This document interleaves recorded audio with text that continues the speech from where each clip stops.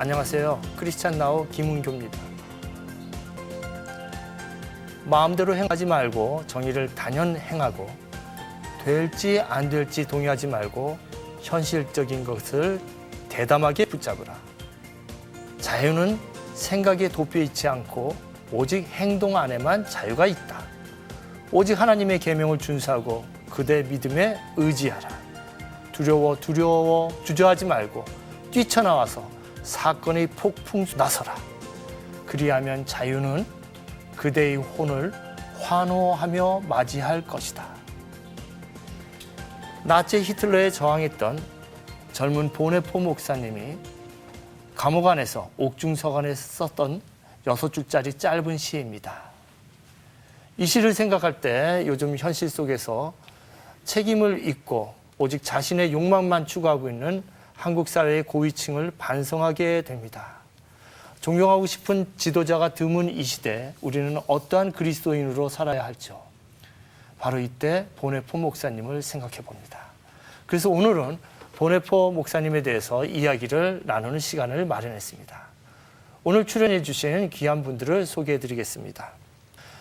먼저 이화여자대학 백소영 교수님 나와주셨습니다. 다음은 청월함 아카데미 양희송 대표 자리해 주셨습니다. 네, 반갑습니다. 그리고 뉴스엔조이 김종희 대표 함께해 주셨습니다. 안녕하세요. 끝으로 보네포 묵상집 누구인가 나는 책을 출판해 주신 한신대학교 총장 최수일 목사 자리해 주셨습니다. 목사님 감사합니다. 안녕하세요. 그럼 오늘 주제와 관련된 영상을 보고 이야기를 시작하겠습니다. 히틀러 시대의 억압과 불의의 끝까지 저항한 독일의 양심, 디트리히 본 회퍼 목사. 독일 제국교회가 나치 정권의 하수 역할을 자처할 때 반나치 운동에 가담해 히틀러 암살 계획에 깊이 관여했다. 그로 인해 1943년 체포되어 2년 동안 수감됐고 1945년 4월 해방을 보지 못한 채 순교하게 된다. 당시 무너진 독일 교회를 향해 십자가 없는 값싼 은혜를 경계하고 값비싼 은혜에 응답하라고 외쳤던 본 회퍼 목사. 그가 2014년 십자가의 은혜를 입술로만 외치는 한국 교회에 던지는 화두는 무엇일까? 디트리히 본 회퍼 목사의 삶과 투쟁을 통해 이 시대의 참된 신앙인의 모습을 조명해 본다.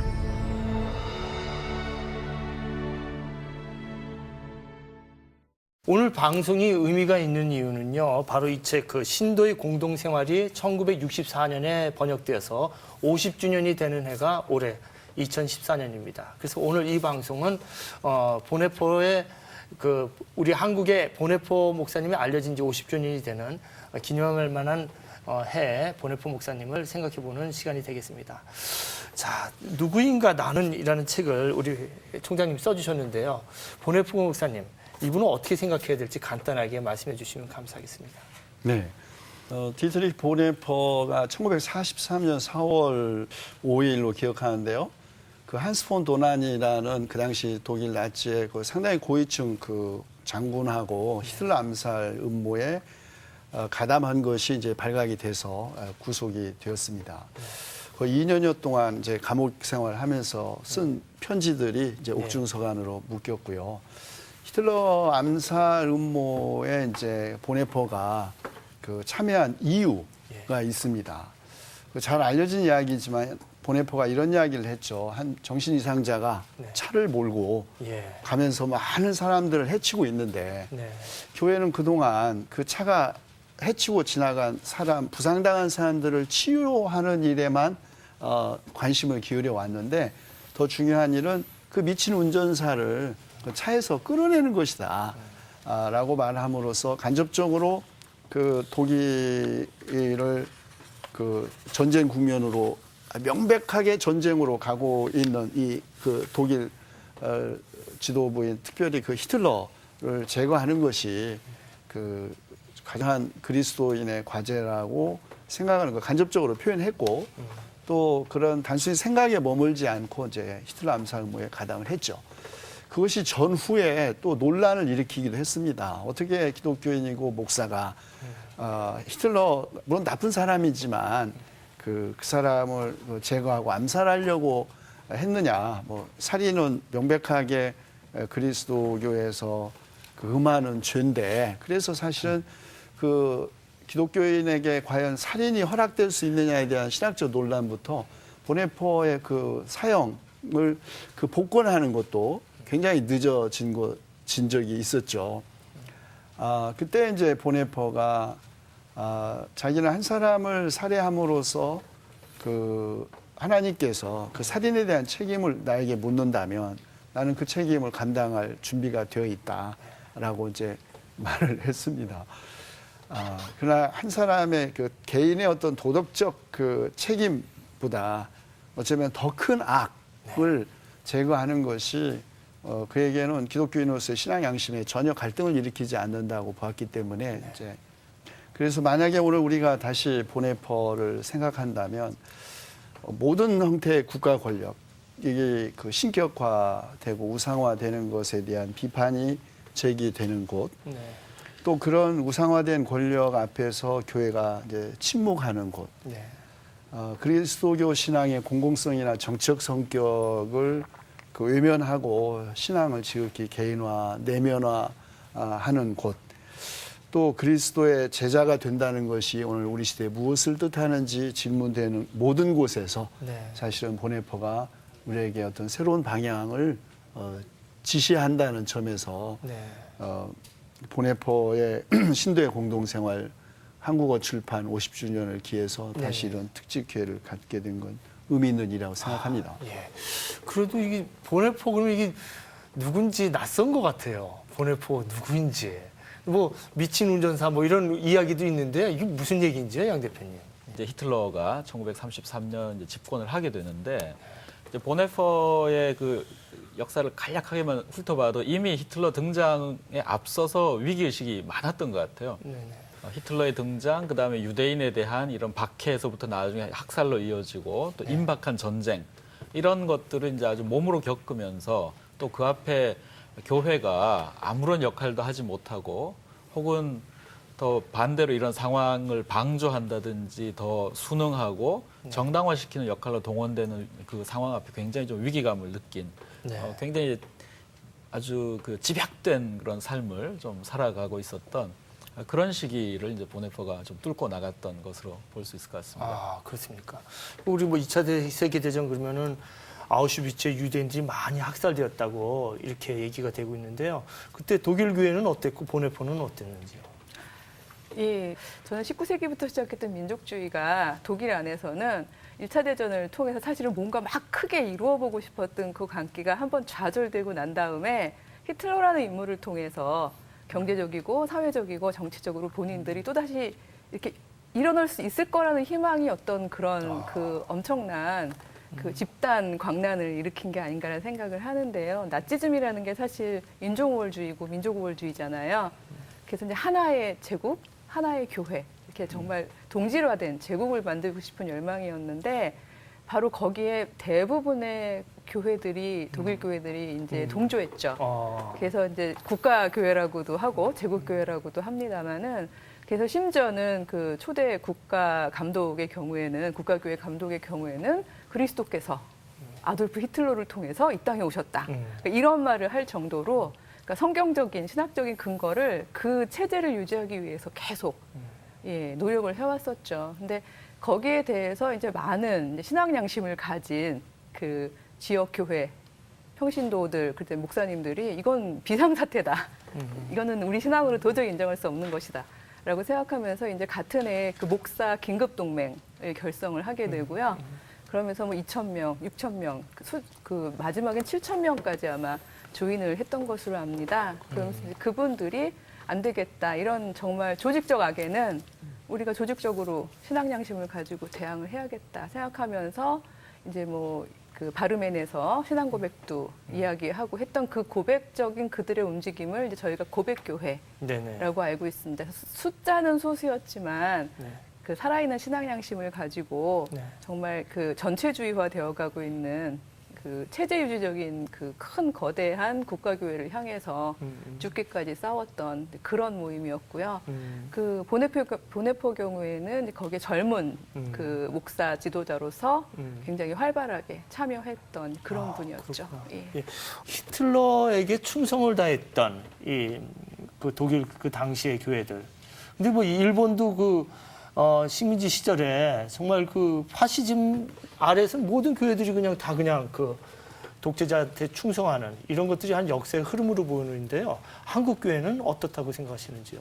뭐 한국 교회도 크게 다르지 않다고 볼 수 있죠. 사실 하나님께서 그 통치자에게 권력을 주셨을 때는 하나님의 뜻을 이 땅에서 펼치는 그런 역할을 하도록 맡기셨는데 그것은 뭐 믿는 사람이든 안 믿는 사람이든 마찬가지죠. 그건 꼭 기독교인한테만 요구되는 것은 아닌데 그 하나님의 뜻대로 통치하지 않을 때 종교 지도자들은 그것에 대해서 준엄하게 꾸짖고 경고를 해야 되는 것이 또 종교 지도자의 책임입니다. 그런 점에서 이제 한국 교회를 보면은 예를 들어서 뭐 지금은 이제 거의 반토막이 났지만 그 교회 연합 기구라고 할 수 있는 한기총 같은 데는 종교 지도자에 대해서 늘 꾸짖기보다는 그것을 추정하고 맹종하는 모습을 보여왔었고 특히 또 국가조찬기도를 통해서 이제 권력자들에게 역시 그런 예언자적인 메시지를 전하기보다는 거기에 아부하는 그 교회 지도자들의 모습을 보여줘 왔었고 또 최근에 그 세월호 참사 때 대통령이 그 종교 지도자들을 그 청와대에 초청하지 않았습니까? 그래서 그 자리에서 종교 지도자들이 어떤 정부의 무능이라든지 무책임에 대해서 질타하는 얘기는 전혀 들을 수가 없었어요. 권력에 아부하고 권력의 입맛에 맞는 이야기만 해왔었고 그것은 이제 그 독일에서 히틀러에 대한 독일 교회들의 모습과 똑같죠. 그 당시에 보네포 목사님 이런 표현을 했어요. 악에 맞서지 않는 것은 악에 동의하는 것이고 또 악의 일을 같이 하는 것이다. 그러면서 그 교회의 모습을 비판했는데 오늘날 한국 교회 이러한 뭐 국가기관에 의한 선거, 부정선거라든지 또는 간첩 조작 사건이라든지 또 이번 세월호 참사에서의 어떤 무능한 대처 이런 거에 대해서 이런 권력자들의 무책임함과 무능함에 대해서 종교 지도자들이 준엄하게 꾸짖어야 되는데 침묵하라고 그러지 그러잖아요. 못하고 있다. 그렇죠. 그런데 참 저는 좀 궁금해요, 교수님. 어떻게 그 거대하고 무서운 그 정말 그 독재, 무서운 그 나치에 어떤 신앙으로 그 신앙의 힘으로 이겨냈을 텐데 보네포의 신앙 어떻게 봐야 될지요? 소위 이른바 이제 지하신학교라고 알려진 곳에서 공동체적인 생활을 하면서 그 썼던 나를 따르라라는 작품 속에서 하나님의 은혜를 이제 값싼 은혜와 값비싼 은혜로 이렇게 분리해서 설명한 부분이 있습니다. 소위 값싼 은혜, 회개 없이도 죄를 용서하는 설교, 공동체 훈련 없이 베푸는 세례, 죄의 고백 없이 참여하는 성만찬, 인격적인 참여 없는 면죄의 확인, 이런 것들을 이제 소위 값싼 은혜라고 하고, 그리고 값싼 은혜, 그리스도의 은혜가 값비싼 이유는 하나님께서 그의 외아들 예수 그리스도를 십자가의 죽음에 몰아넣으셨기 때문에 사실 그리스도교의 은혜가 값비싼 것인데 중산층의 종교적인 교양으로 전락한 그런 어떤 당시 그 독일의 그 기독교가 그런 은혜를 값싸게 이렇게 바겐세일하고 있다. 근데 진정한 은혜는 어떤 자신의 어떤 그 신앙인의 그 삶의 참여와 심지어는 헌신과 목숨까지도 바칠 수 있는 그런 은혜가 신앙인데 아마 어쩌면 그렇게 그 자신의 신앙을 값비싼 은혜로 생각했던 그 생각이 아마 포괄적인 독재 정권에 저항을 할 수 있었던 그 믿음의 힘이고 그런 그 신앙의 배경이 있다고 생각합니다. 사실 보네포가 특별히 남달랐다기보다는 오히려 저는 성서 중심 신앙을 제대로 지켰고 그거대로 살았던 것 같아요. 그래서 성서를 관통하고 있는 그 사회적인 영성을 읽어냈다고 생각이 듭니다. 그 처음부터 쭉 그 성경이 유대 기독교적인 공동체를 통해서 울고 있었던 하나님께서 늘 약자들의 고통에 함께하셨던 그 하나님에 대한 신앙, 그리고 결코 어떤 기득권층에 의해서 누군가가 특별히 배제당하는 것을 하나님이 가슴 아파하셨던 그런 부분들을 읽어냈었기 때문에 유대인들을 그 조직적으로 배제하려는 이제 그런 공동체적인 운동을 보면서 어떻게 배제하고 교회가 찬송을 부를 수가 있느냐. 예, 라는 주장을 이제 하기에 이른 거고요. 그래서 그 신자의 공동생활이나 아니면 나를 따르라 같은 그런 초기 저작들은 저는 신학자로서 윤리학자로서 보네포가 자기가 발을 디디고 있던 그 공간이 하나님의 그 고통하는 자와 함께했던 그 공간이었기 때문에 예, 동조하지 않고 예, 비록 소수였지만 기초를 지킨 그리고 원칙, 프로테스탄트 원칙을 지킨 그런 주장을 할 수 있지 않았을까 그렇게 생각을 합니다. 아, 그렇군요.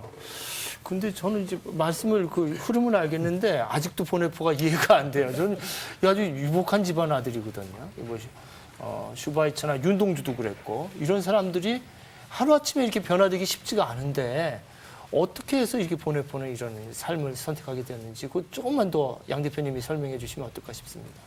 네, 보네포를 볼 때 뭐 여러 가지가 눈에 들어오겠지만 저는 제일 먼저 눈에 들어왔던 게 이제 나이. 돌아가실 때 나이가 39세였거든요. 벌써 꼽아보니까 어이구야 나는 너무 살았다 하는 생각이 벌써 드는데 말씀하신 대로 굉장히 유복한 집안에서 그 부모님이 의사이고 교사인 집안에서 아주 잘 교육받고 자라난 것 같고요. 그리고 21살에 그 박사학위를 따고 또 23살에는 또 하빌레타치온이라고 이제 독일의 또 다른 굉장히 그 힘든 그 교수 자격 시험을 이제 통과를 하고 그러니까 20대 초반에 벌써 이제 학문적으로는 뭐 이미 그 사회가 인정하는 최고 수준에 올랐다라고 좀 볼 수가 있겠죠. 그 기록을 보니까 흥미로운 게 이제 미국 가서 라이놀드 니버라든지 이런 학자들한테 배우기도 했지만 그 할렘의 흑인 교회를 자기가 방문하게 됐던 굉장히 중요한 경험으로 꼽더라고요. 그 흑인들의 삶의 경험, 또 그 교회에서의 예배 이런 걸 통해서 자기가 이 아래로부터 세상을 보는 법을 굉장히 충격적으로 배우게 됐다는 이런 기록이 또 있고요. 그리고 다시 돌아와서 이제 독일의 지하교회 그리고 이후엔 또 감옥 생활을 거치면서 이분이 그 짧은 시간이지만 굉장히 그 삶의 경험의 폭으로 볼 때는 아주 큰 편차가 있는 그 삶을 경험하고 그 모든 순간을 자기 어떤 신학의 어떤 작업에 근거로 삼고 경험으로 삼고 특별히 유복한 집안에서 아주 학문적으로 교육 잘 받은 사람이 사회 밑바닥과 감옥 경험과 이런 것으로부터 스스로 배워간 이런 과정은 정말 어떤 종류의 사람들도 이제 보네포를 볼 때 이 사람의 삶의 어느 한 부분에는 동질감이나 또 공감을 할 수밖에 없게 만드는 그런 지점이 있는 것 같고요.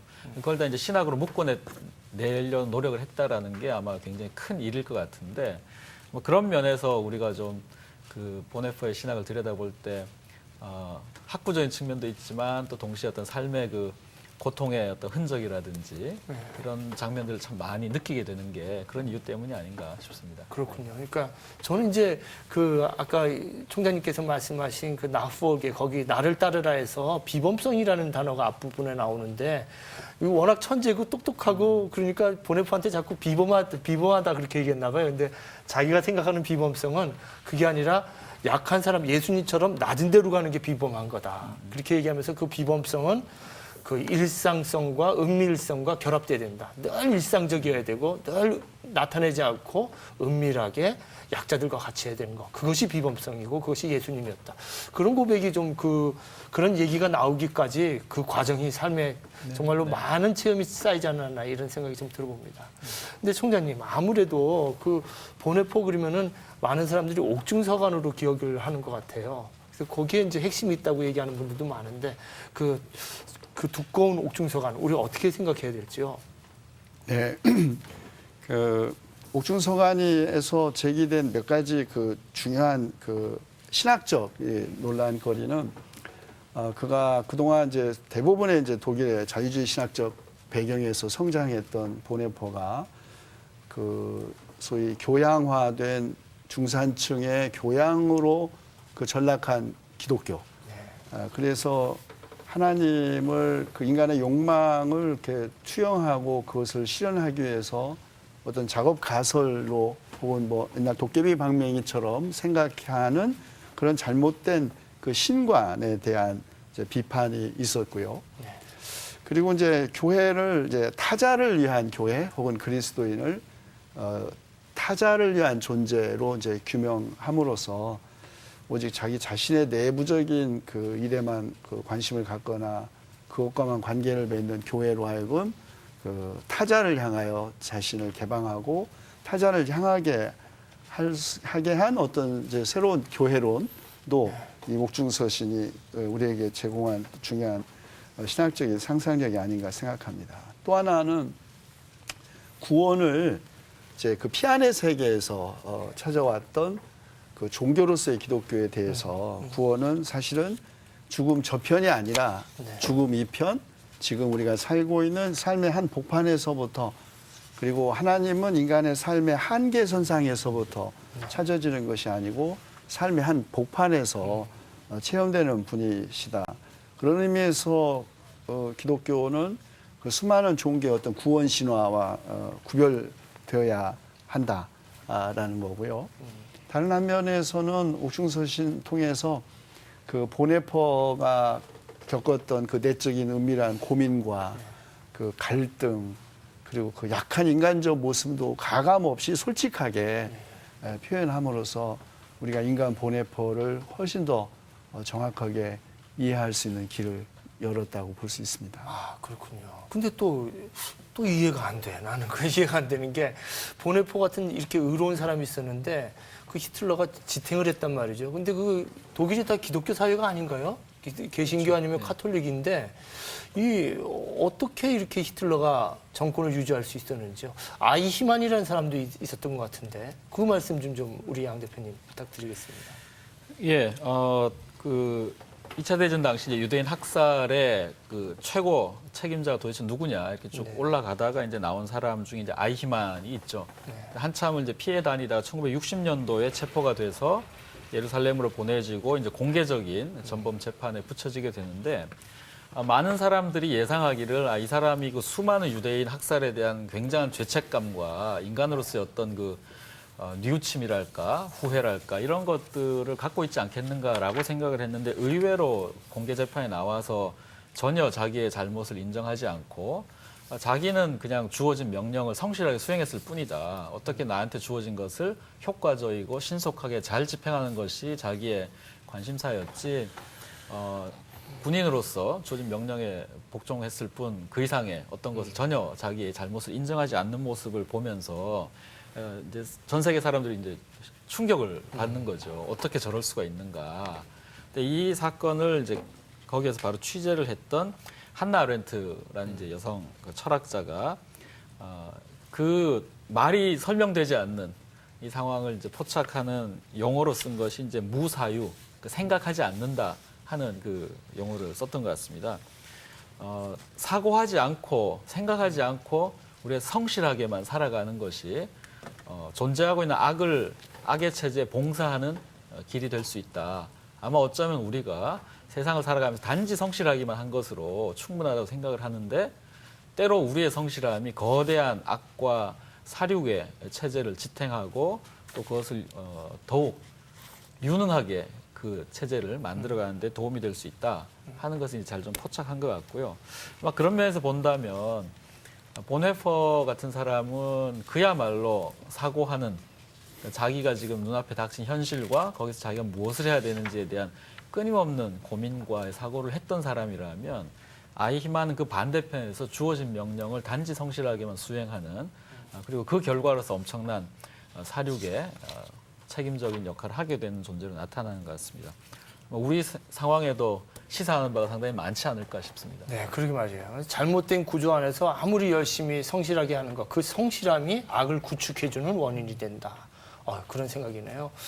제가 지금 이 옥중서신, 지금 교수님 말씀하신 이 옥중서신인데, 여기에 이 옥중서 안에 20여 편의 시가 나오는데요. 그 중에서 한 편을 좀 길지만 짧게 요약을 해서 낭송에 올리겠습니다. 나는 누구인가? 감방에서 내가 걸어 나올 때 태어나고 명랑하며 당당해서 사람들은 마치 내가 자기 성에서 나오는 영주 같다는데 나는 누구인가? 간수에게 내가 말을 건넬 때 자유롭고 당당하고 분명하게 사람들은 마치 내가 명령하는 것 같다는데 세장에 갇힌 새처럼 불안하고 병약한 나, 목 졸린 사람처럼 숨을 쉬려고 버둥거리는 나, 빛깔과 꽃, 새소리에 줄이고 따스한 말과 인정에 목말라 하는 나. 나는 누구인가? 고독한 물음이 나를 비웃는다. 하지만 내가 누구이든 당신은 아시오니 나는 당신의 것입니다. 김종희 대표님, 네. 이 보네포 생각하면요, 저는 그 윤동주도 생각이 나고요, 주기철 목사님도 생각나고 문익환 목사님도 생각나고 이러는데요. 어떻게 생각하시는지요? 예, 그 독일의 보네퍼, 한국에 그에 비견할 만한 분이 누가 있느냐. 그래서 이제 이런 분들이 많이 거론이 되고, 특히 주기철 목사님이 많이 이렇게 비교가 되더라고요. 제가 보니까 뭐 그런 점이 있죠. 가령 교회 순결을 지키기 위해서, 신앙의 순결을 지키기 위해서 또 우상 숭배를 거부하면서 신사참배에 반대했었고요. 그러다가 감옥에 갇혀서 오랜 세월 고생을 하셨고 마지막에 이제 순교까지 하게 되지 않았습니까? 그런 점에서 이제 같은 모습을 보이고 있다고 할 수 있고, 그거에 대해서 우리 기독교인들이 굉장히 존경을 하고 그렇게 하죠. 그런데 저는 이 부분에 조금 우리가 조심해야 될 함정이 있다고 생각해요. 뭐냐면은 우리는 그런 분들을 이렇게 좀 영웅으로 만들고 또 좀 더 나아가서는 마치 우상인 것처럼, 우상처럼 이렇게 설정해 놓고 우리가 거기다 무한한 존경을 보내거든요. 근데 존경만 해요. 그분들의 그 정신이나 뜻을 우리가 실천하고 따르지는 않는 거죠. 마치 우리가 예수님을 믿기는 하지만 예수님의 삶을 따르지 않는 것과 똑같은 것이죠. 아마 그런 것을 보네포 목사님도 아마 값싼 은혜로 표현했을 겁니다. 또 하나 저의 불편함은 과연 자꾸 이제 이 시대의 보네포는 누구냐, 이제 그런 질문들 속에서 우리는 너무 큰 영웅을 생각하는 것 같아요. 주기철 목사님이나 보네포 목사님이나 또는 예수님처럼 우리가 큰 영웅을 세워놓고 그분들한테 한편으로는 존경을 보내지만 그 존경의 또 다른 이면에는 우리가 해야 될 책임을 그분들한테 다 떠넘기는 거죠. 그래서 저는 이 시대에 우리에게 필요한 것은 큰 영웅보다는 우리 모두가 각자가 그런 그분들의 큰 뜻을 우리의 마음에 품고 작은 실천들을 해야 된다고 생각해요. 그런 작은 실천들이 모여서 큰 뜻이, 하나님의 큰 뜻이 이 땅에서 이루어지는 것인데 그 부분을 소홀히 하지 않아야 된다. 그것이 저 보네포 목사님 말씀하신 값비싼 은혜가 아닐까, 그런 생각을 합니다. 아니, 굉장히 그 귀중한 이야기를 해주신 게요. 그 작은 영웅, 내가 나 한 사람 한 사람이 작은 영웅으로 살아내야 한다는 그 이야기를 보네퍼의 말로는 이렇게 얘기했어요. 그리스도인은 그리스도처럼 이 지상에서의 삶을 마지막까지 다 맛보지 않으면 안 됩니다. 그리스도는 인간을 그 삶의 한 복판에서 붙드십니다. 이런 말이 있는데요. 한 사람 한 사람이 저희가 결국은 절대선은 인간이 붙잡을 수 있는 게 아닌 것 같습니다. 아까 최 총장님께서도 말씀해 주셨지만 보다 큰 악을 막기 위해서 히틀러 암살이라는 살인의 부분.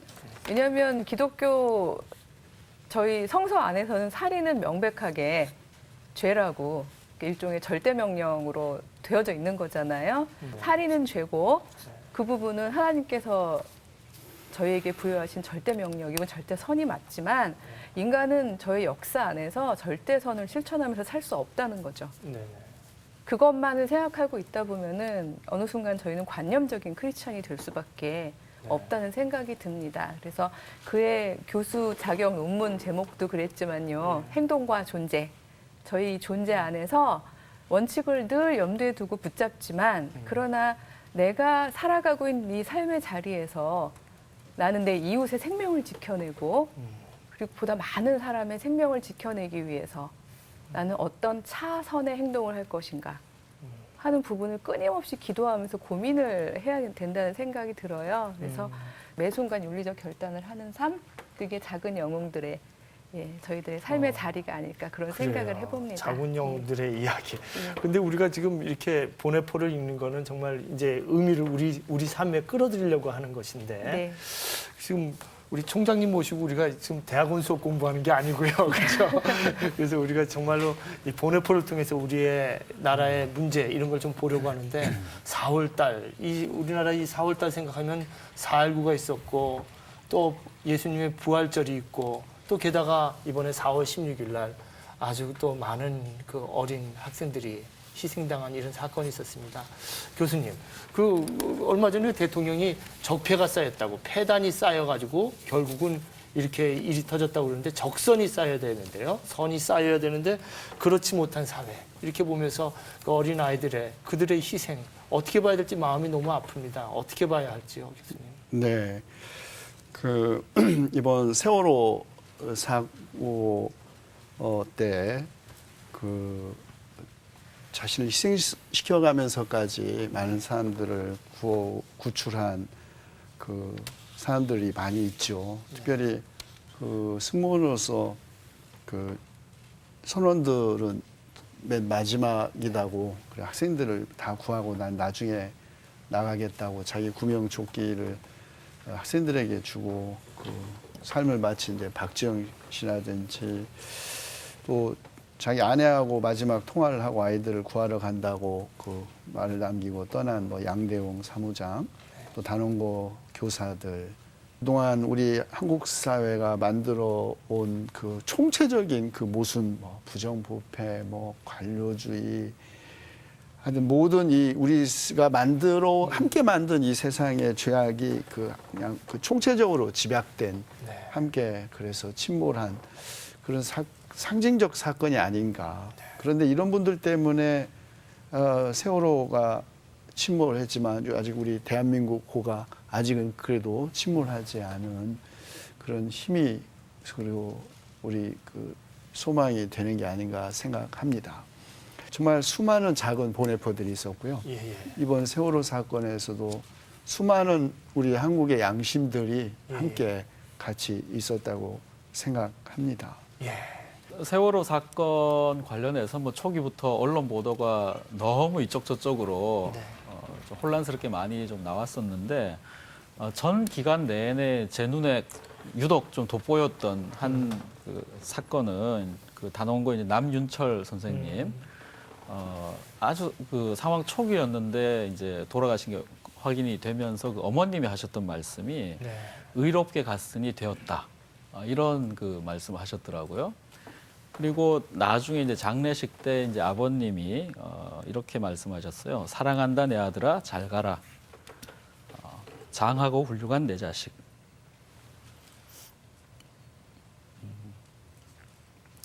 그래서 저는 매번 이 문장을 읽을 때마다 눈물이 납니다. 그러니까 선생님이 그 학생들을 위해서 할 수 있는 아마 뭐 마지막 책임이었겠죠. 그러니까 그 교사로서의 책임성, 또 인간으로서의 책임성, 그리고 그것을 바라보는 이제 가족들이 그 자기의 이제 그 아들이자 또 교사였던 그 아들의 삶을 바라보면서 느끼는 그 책임성에 대한 우리가 이번 사건 어디에서도 찾아볼 수 없는 그런 그 아주 짧은 문장이지만 좀 생각을 해보게 됩니다. 보네포도 그 1939년에 보니까 이제 잠시 미국을 갔더라고요. 그 지하신학교가 거의 폐쇄될 위기에 놓이고 하면서 잠시 갔다가 아마 그 상황으로서는 보네포가 돌아갔을 때는 또 더 큰 위기가 기다리고 있기 때문에 미국에 있었던 친구들은 잡아 놓으려고 했던 것 같고요. 그때 이제 라이놀드 니버에게 편지를 하나 남기고 바로 이제 배를 타고 돌아오게 되는데 지금 이 시기에 내가 독일 사람들과 함께하지 않는다면 전쟁 이후에 나는 그 독일의 재건에 참여할 아무런 권리를 갖지 못할 것이다 하면서 이제 돌아가는 그 내용이 나옵니다. 그 한국 교회가 뭐 이런저런 모양으로 이제 비판받을 때 뭐 개인주의, 이기주의, 또 물량주의, 또 효율성 추구 이런 이제 비판을 많이 받고 있거든요. 그런데 이 모든 용어들이 사실 저희가 이번 사고를 들여다보면 다 나오는 용어들이에요. 혼자 살겠다고, 그다음 뭐 돈을 더 벌겠다고, 규모를 더 키워보겠다고 했던 이 모든 그 상황과 조건들에 한국 교회는 과연 책임이 없는가? 우리가 늘 즐기며 추구해왔던 이 모든 가치가 이런 사고의 밑바탕에 고스란히 깔려 있다면 우리는 다른 어떤 거 뭐 돕고 뭔가 일을 잘 벌리는 것 이상으로 도의적으로 아마 굉장히 우리 스스로가 좀 책임감을 크게 느껴야 되는 상황이라고 생각을 하고요. 뭐 저희로서는 뭐 이제 그 희생자들 또 피해자들 돌보는 일 또 열심히 하고 위로하고 다 잘 해야 되겠지만 동시에 우리가 우리 스스로를 돌아보면서 한국 교회는 어떻게 고통받는 사람들의 자리 옆에 가 있을 수 있겠는가를 좀 돌아보는 그런 기회가 돼야 되지 않겠나 싶습니다. 네, 정말 그러네요. 저도 비슷한 문구를 본 적이 있어요. 한 부모님이 글을 올렸는데 우리 아이가 살아나오지 못했다는 것을 알고 있었어요. 물에 잠기는 친구를 보고 절대로 혼자 나올 아이가 아니거든요. 이런 그 인터뷰를 본 적이 있었습니다. 우리 곁에 수많은 보네퍼, 수많은 예수님이 있지 않나 이런 생각이 듭니다. 예수님도 그러셨던 것 같아요. 그 예루살렘에 죽을 줄 알면서 들어갔던 것이죠. 본인이 죽을 줄 뻔히 알면서 들어가시고 또 부활하시고 또한 가장 천한 갈릴레아로 가신 예수님을 생각할 때 정말 보네포의 삶은 예수님의 그 몰락하는 삶의 의미가 있지 않나 이런 생각을 좀 해보면서도 교수님 저는 마음 아픈 게 있어요. 이번에 이 사건이 터지고 나서 전화도 받고 또 페이스북에서 메시지 받은 게 몇 가지가 있는데 공통된 의견이 뭐냐면 하나님이 어디 계시냐, 여기서 하나님은 뭐 했냐, 이런 막 통탄하면서 울면서 전화하는 분도 계셨고요. 그런 아픔을 공감했는데 뭐 보네포 때도 아우슈비츠 때 죽으러 갈 때 그 아이 손잡고 갈 때 그때 하나님은 어디 계셨냐 이런 질문을 우리가 할 수 있지 않겠습니까? 어떻게 우리가 생각을 해야 하는지요? 예. 그 한 번은 이제 그 유대인들을 이렇게 그 교수형으로 처형을 하는데 한 유대인이 아니 내가 왜 죽어야 하느냐, 나는 아무것도 한 일이 없는데. 그러니까 그 옆에 있던 한 분이 바로 우리가 아무것도 하지 않았기 때문에 죽어야 한다고. 왜 그 나치 정권에 저항하고 투쟁하지 않았기 때문에 죽는 거다라는 말을 했고요. 그 이제 그 어린아이가, 죄 없는 어린아이가 이제 그 교수형에서 죽어갈 때 하나님은 어디 계시냐라는 질문, 그건 정말 가장 오래된 질문이고 가장 답변하기 어려운 질문 가운데 하나일 것입니다. 뭐 욥기부터 뭐 수많은 그런 질문들, 뭐 도스토옙스키는 이제 작품 속에서도 그런 얘기도 하고 그랬지만 보네포라면 아마도 그 질문에 대해서 하나님은 그 교수형에서 처형당하는 어린이와 함께 같이 돌아가셨을 것이다라고 말했을 것입니다. 왜냐하면 아까 옥중서 시인이나 그 나를 따르라에서도 일부 단편적으로 보이긴 했지만 하나님은 인간을 어떻게 도우시는가?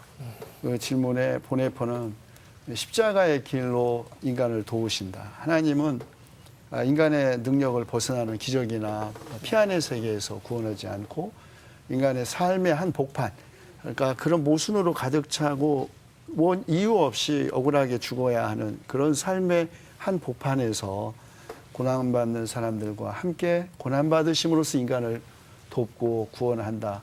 그것이 저는 보네포의 신앙 고백이라고 생각합니다. 지켜주지 못해 미안하다라고 했던 그것도 어쩌면은 이런 세월, 이런 세상을 함께 만들어 왔던 우리 기성세대들의 그 자책의 표현이라고 보고 또 정말 지켜주지 못한 거에 대한 그 안타까운 마음의 표현이라고 봅니다. 아무것도 하지 않았기 때문에 만약에 이런 일이 벌어졌다면 우리가 지금도 아무것도 안 한다면 이런 일은 또 일어나지 않겠습니까? 보네포라면 이때 책임을 묻고 정확하게 진짜 물어야 할 사람 책임을 묻고 우려하는 것이 우리가 해야 할 일입니다. 그래서 이런 것이 단순한 자책과 죄책감에 머무르지 않고 정말 이제 대한민국 호가까지 침몰하지 않도록 다시 우리가 정말 새로운 그 결단과 각오를 가지고 다시는 이런 비극적인 일을 일어나는 것을 방관해서는 안 된다. 이런 경고도 저는 보네포가 우리에게 준다고 생각합니다. 네. 더 많은 얘기를 우리가 나눠야 하는데 시간이 다 되었습니다. 그래서 우리가 짧게 마지막 안 하신 얘기들을 갖다 해주시면 어떨까 싶습니다. 우리 양희성 대표님부터 말씀 듣겠습니다. 예. 보네퍼를 뭐 간단하게 보면 일단 굉장히 똑똑하고 공부 잘하는 뭐 이런 이미지가 우선 탁 떠오르는데 정작 이분의 삶에 보면 흑인 교회, 그다음에 유태인들, 또 전쟁을 앞둔 독일의 상황 이런 것들을 겹치면서 가장 고통받는 사람들의 목소리를 몸으로 좀 겪고 받았던 그런 모습을 좀 볼 수가 있는 것 같습니다. 그 사무엘상에 보면 다윗이 아둘람굴에 모였을 때 모인 사람을 굉장히 재밌게 묘사를 하는데요. 환난 당한 자, 빚진 자, 원통한 자가 모였다 이렇게 돼 있더라고요. 아래로부터의 목소리를 듣는 교회가 필요하다 하는 생각을 오늘 보네퍼 이야기하면서 다시 한번 생각해 보게 됩니다. 네, 백지영 교수님. 예, 저는 그 보네퍼뿐만이 아니라 한 세대에 앞서 있었지만 바르트나 틸리까지요. 그 독일 신학자들이 유난히 존재의 깊이가 있는 그런 신학적 주장을 한 데에는 그들이 공동으로 직면했던 삶의 자리였던 독일 나치즘이라는 부분이 있다는 생각을 해봤습니다. 그렇다면 21세기 대한민국에서 우리가 싸우면서 무엇을 지켜내야 될까를 고민을 해보자면 저는 감히 자본주의가 된 바로 이 부분, 그 생명을 경시하고 생명보다 돈이 더 앞서 있는 바로 이런 엄청난 구조악을 저희가 정말 저항하고 그 각자가 자기 삶의 자리에서 정말 끝까지 투쟁해야 되는 부분이 아닌가라는 생각이 들고요. 그 세월호가 그게 세상 초월하는 이라는 그 초월의 초월자라 그러더라고요. 그래서 그 이름이 마치 아주 너무 상식적으로 한국교회를 보여주는 것 같아서요. 제가 마음이 참 씁쓸했었는데 저희들이 삶의 자리 한복판에서 책임 있게 살아내는 그런 크리스천이 되었으면 좋겠습니다. 네, 김 대표님. 이번 세월호 참사와 관련해서 대형교회 목사들이 몇 가지 이제 발언을 했는데 그중에 두 가지를 좀 소개하려고 해요. 하나는 어떤 그 대형교회 목사 이런 얘기를 했어요. 비록 그 선장의 지시는 잘못됐지만 그 잘못된 지시에도 불구하고 그것을 잘 따르는 이 학생들, 이 학생들의 모습을 보면 한국 사회에 희망이 있다는 거거든요. 참 끔찍한 얘기죠. 네. 예. 그런데 그 교회는 그 목사가 교회 재정을 자기 마음대로 써서 시끄러운 교회예요.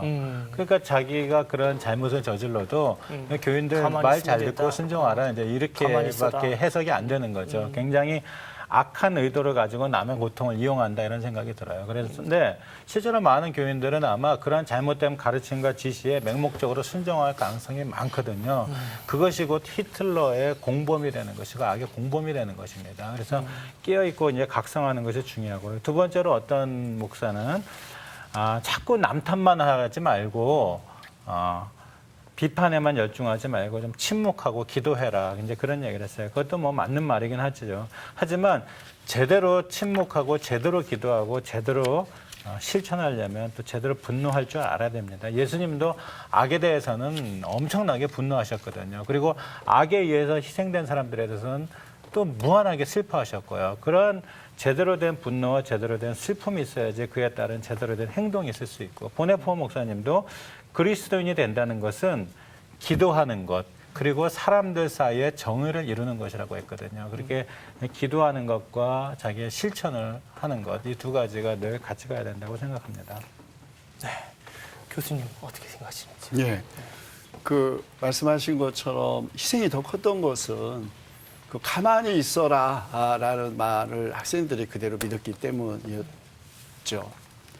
가만히 있었기 때문에 그런 일이 일어난 것처럼 한국교회가 지금도 가만히 있으면 우리는 또 다른 일을 겪게 될 것입니다. 그래서 저는 이제 보네포와 세월호 그리고 지금 우리가 당면한 한국교회의 과제를 생각한다면 교회가 가만히 있어서는 안 되죠. 만약에 교회가 가만히 있으면 예수께서도 제자들이 가만히 있으면 돌들이 소리칠 거라고 어쩌면 소리치는 돌들 때문에 교회가 그 정말 돌무덤 속에 갇히게 될 위험도 저는 있다고 생각합니다. 안 해도 될 말, 해서는 안 될 말은 하면서 진짜 꼭 해야 할 말, 우리가 안 하면 돌들이 일어나 위치 그런 말 해야 합니다. 그건 예언자적인 선포겠죠. 그건 당연히 교회가 해야 할, 시대를 넘어서서 해야 할 우리 시대의 예언자적인 그런 발언 다시 하는 것이 아마 어쩌면 우리에게 주어진 과제일지도 모르겠습니다.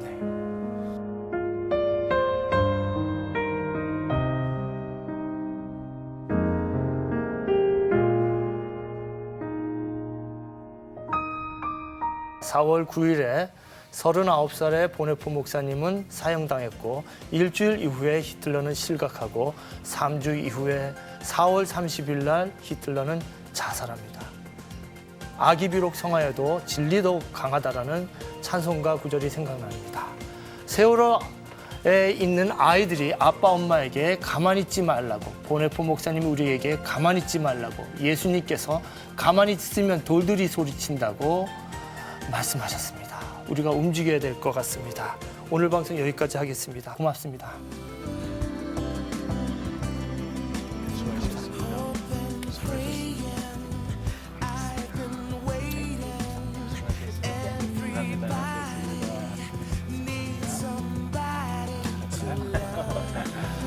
보네포에 대해서 아주 그냥 제대로 공부한 거죠. 이 영상이 굉장히 도움이 될 것 같아요. 그래서 계속 유튜브에 올라가니까.